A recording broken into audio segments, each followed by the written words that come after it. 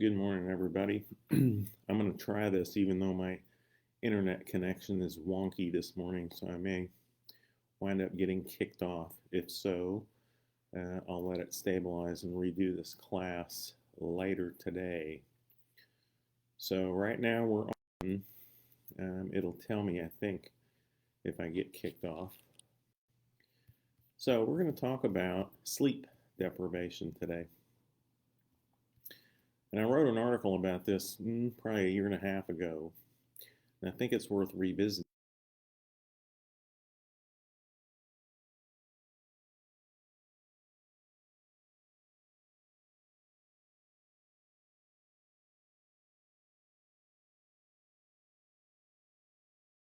for you.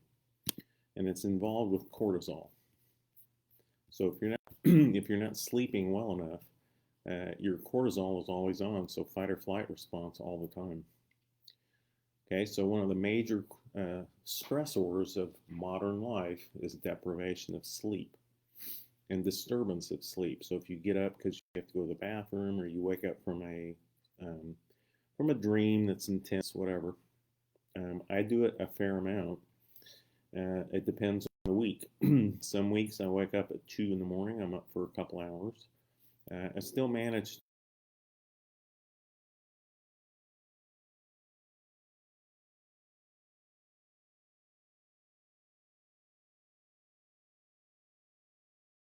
increase your cortisol levels by 100%. So think about that. One night of poor sleep increases cortisol levels by 100%. And we've talked about in the last class cortisol's role in weight gain, obesity, insulin resistance, metabolic syndrome, and type 2 diabetes.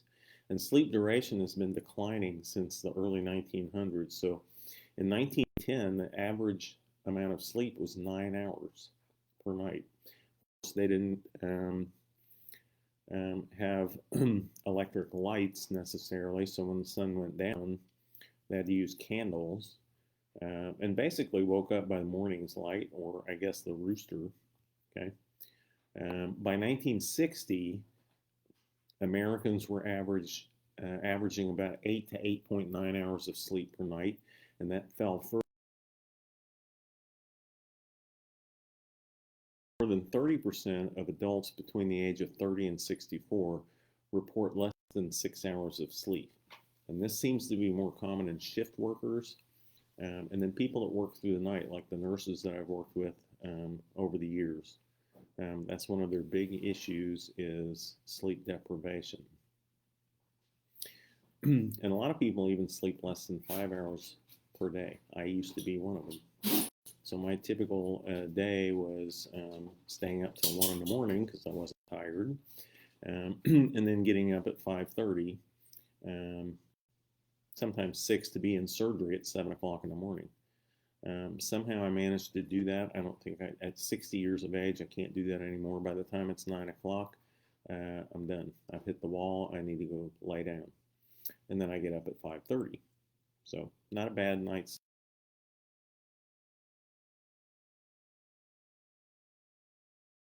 times.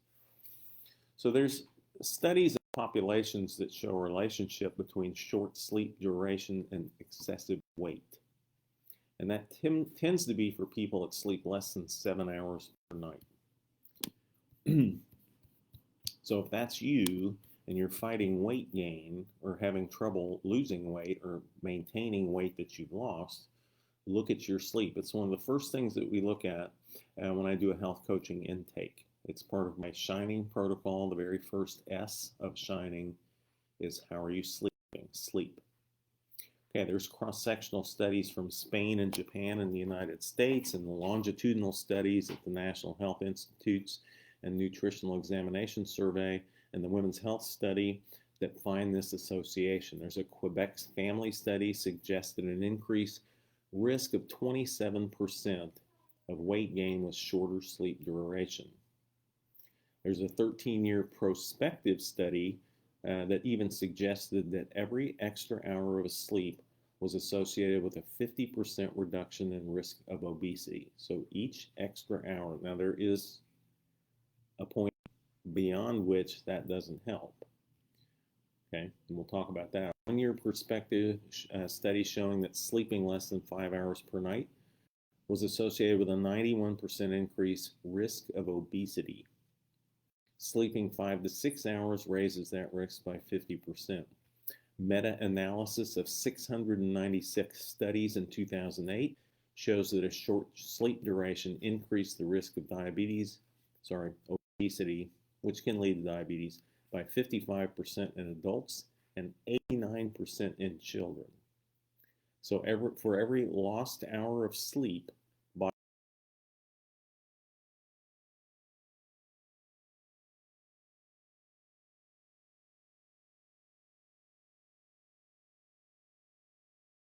increasing your energy expenditure, right?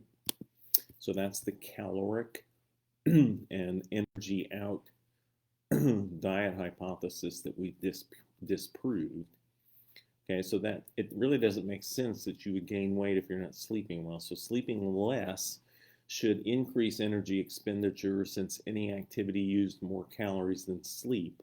Okay, and so the calorie theory would suggest that sleep deprivation leads to moving more, eat less, move more, and less likelihood of obesity. However, the opposite is true. Once again, that shows the caloric theory in general of eat less, move more has nothing to do with weight gain and obesity. So, can you sleep too much? Yes, over 8 hours. That also increases the risk of obesity and weight gain. This is from the Western New York Health Study that found that sleeping 6 to 8 hours per night was associated with the lowest risk of obesity. Excessive sleeping over 8 hours increased the risk by 60%. But too little sleep, less than 6 hours a night, tripled the risk of obesity. So how does that work?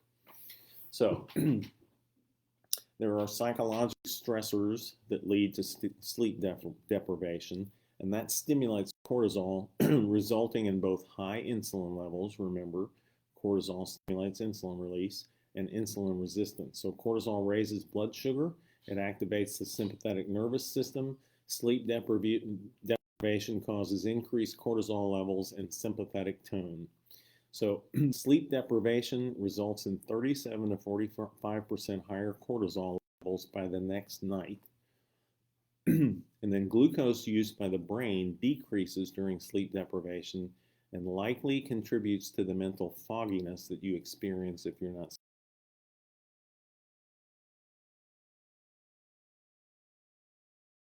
We talked about that with Dr. Amin. I show that video about PET scans to my anatomy and physiology students every semester. So if you restrict sleep in volunteers to only 4 hours a night, healthy volunteers, that leads to a 40% decrease in glucose tolerance.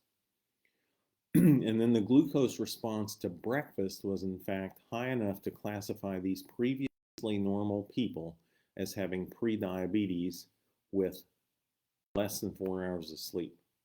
So cortisol increased close to 20%, and other studies have confirmed that it's possible to induce insulin resistance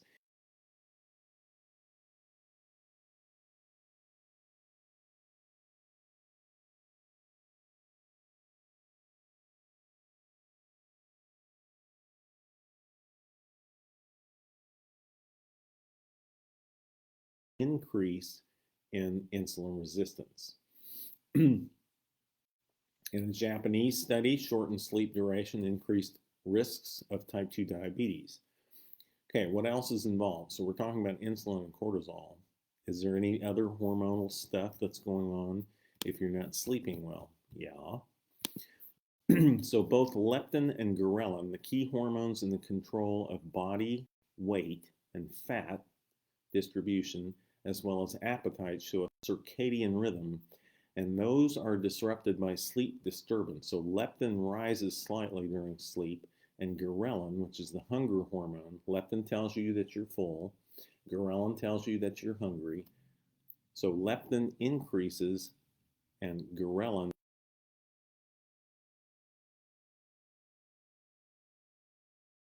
during sleep. So you're fasting while you're sleeping. Hopefully, if you're eating while you're sleeping, that's impressive. So hunger is suppressed while you're sleeping because of those hormone changes.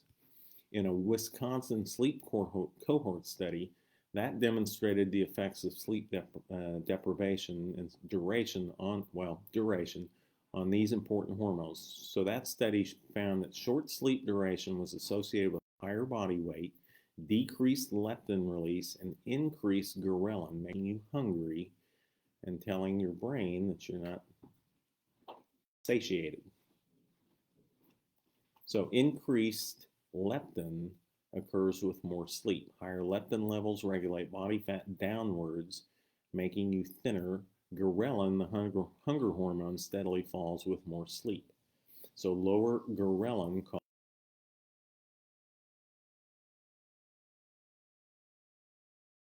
you hungry, and leptin so that you don't feel full.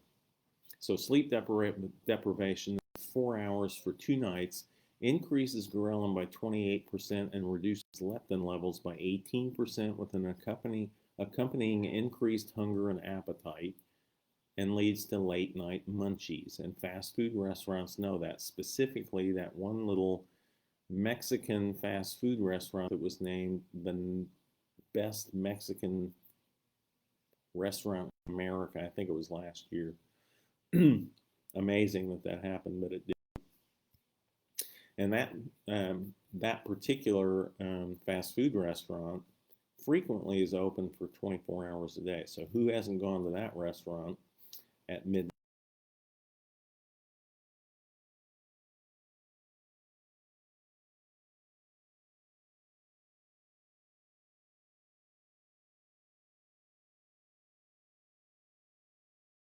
Your brain, it helps with metabolic function of your brain, as well as preventing the metabolic consequences of high cortisol levels and insulin resistance.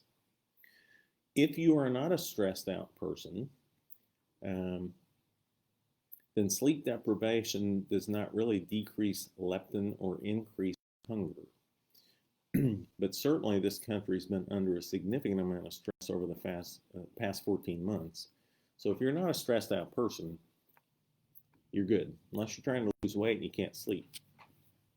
So it's not necessarily that loss of sleep per se, the actual loss of sleep, is harmful. It's the activation of stress hormones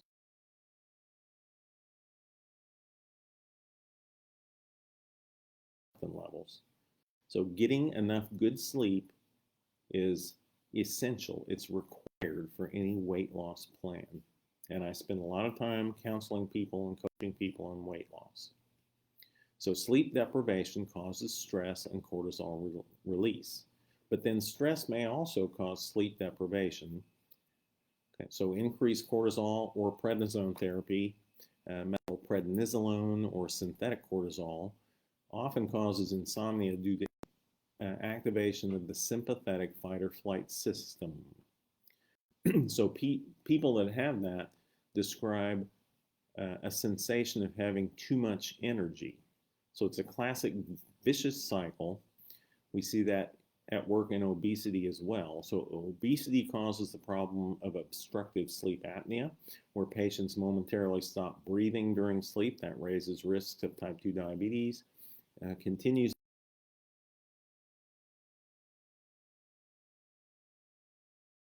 benefits in the negative downward trend as well. And then repeated episodes of sleep apnea disrupt sleep as well, which increases stress, which then increases weight gain and obesity, insulin resistance, metabolic syndrome, type 2 diabetes. So in South Korea, they did a natural experiment on sleep deprivation.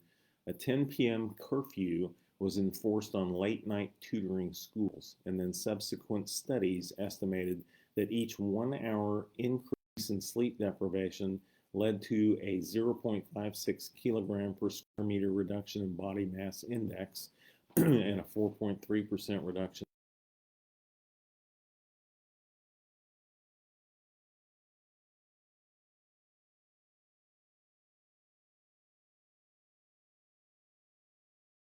So suboptimal sleep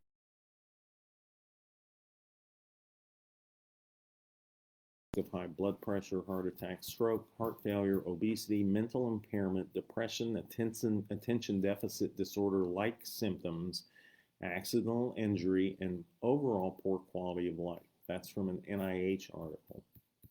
Okay, many people use pharmaceuticals. So they're going to use pharmaceuticals to help themselves sleep. However, most of those are, well, not all of them, but several are benzodiazepine based. So they are habit forming, I guess. I'm not going to say addictive, although getting people addicted to benzodiazepines is actually easier than getting people addicted or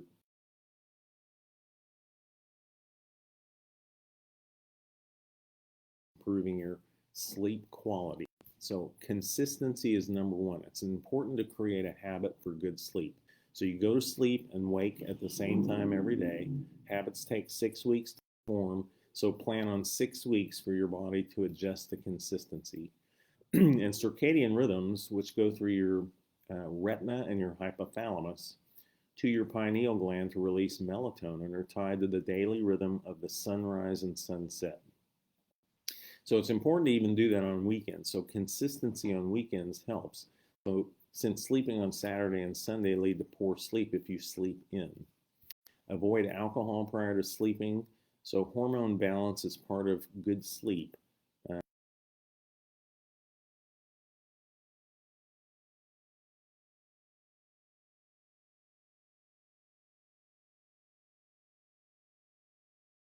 Melatonin and growth hormone production.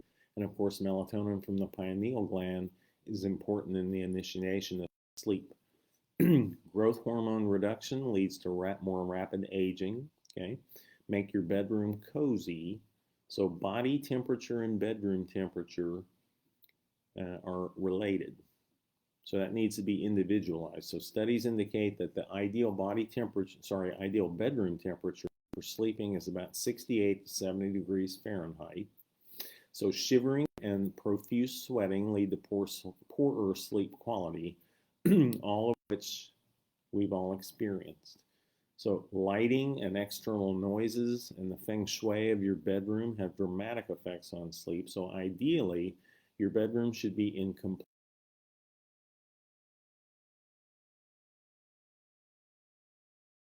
so that you can navigate to the bathroom without having to turn on a light. So you want to minimize lights from clocks and other electronics.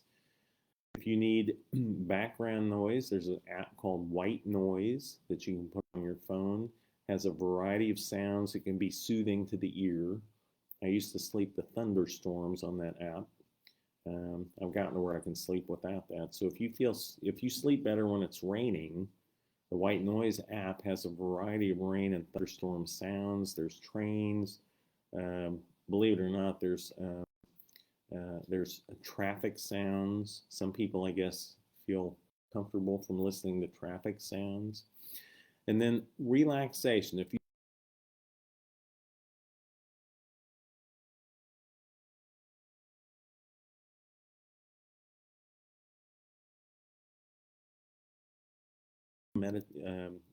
even yoga,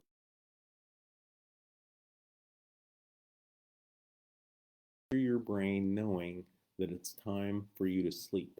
And then your bedding needs to be cozy. So that's based on preferences. And if you sleep with your partner, there may be some negotiation involved on what coziness means.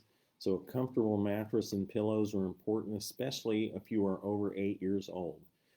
So new bedding can be expensive, but you spend 1/3 of your life in it, ideally. So the actual perfect amount of sleep is 7.5 hours for most people.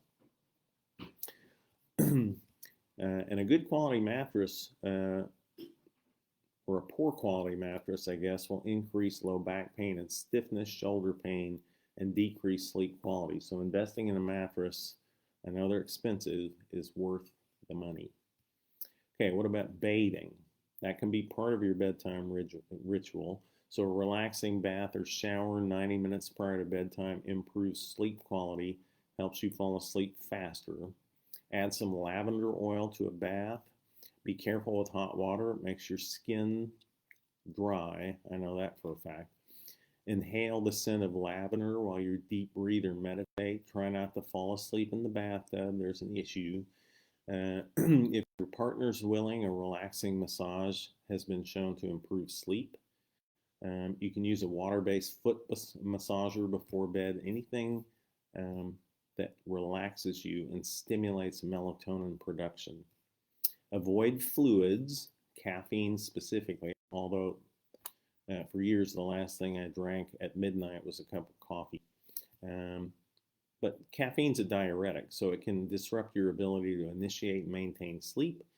You should avoid caffeine for 6 to 8 hours prior to bedtime because it takes that long to clear from your system. And of course, energy drinks have a huge amount of caffeine, at least twice, if not 3 times the amount of a cup of coffee. So avoid fluids for about 2 hours prior to bedtime of all kinds, so you don't have to go up and go to the bathroom. You can do a sleep study. They're expensive, but if you really have sleep apnea, it'll diagnose you. And then, of course, there's CPAPs. Sleep apnea raises risks of heart attack, high blood pressure, type 2 diabetes, and gastroesophageal reflux disease. Melatonin can help. Most people don't take enough. So a lot of people take a half or 1 milligram of melatonin. Age management studies show that the sleep-inducing dose of melatonin is 16 to 22 milligrams. So 15 to 20 milligrams is probably a good starting dose. Hello Health from Holly Smothers, a friend of mine. She is in the Q Sciences realm, and they have a spray, under the tongue spray with melatonin, that I've had a lot of feedback from on women and men that do really well with that melatonin sublingual spray. Avoiding exercise at night so you're not stimulating your fight or flight response. You can take some herbal supplements. The ones that seem to work is lavender. Magnesium has a calming effect, plus it helps with bowel movements the next morning. So there is a supplement called Calm. It's available on Amazon. It's calcium magnesium blend. That initiates sleep, helps with the magnesium, and it helps with regulatory bowel function and relieves constipation.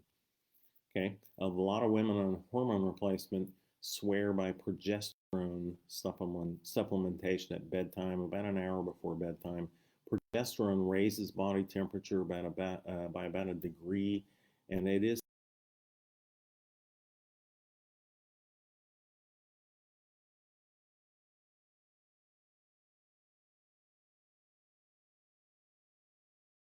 relaxation. Okay, so that's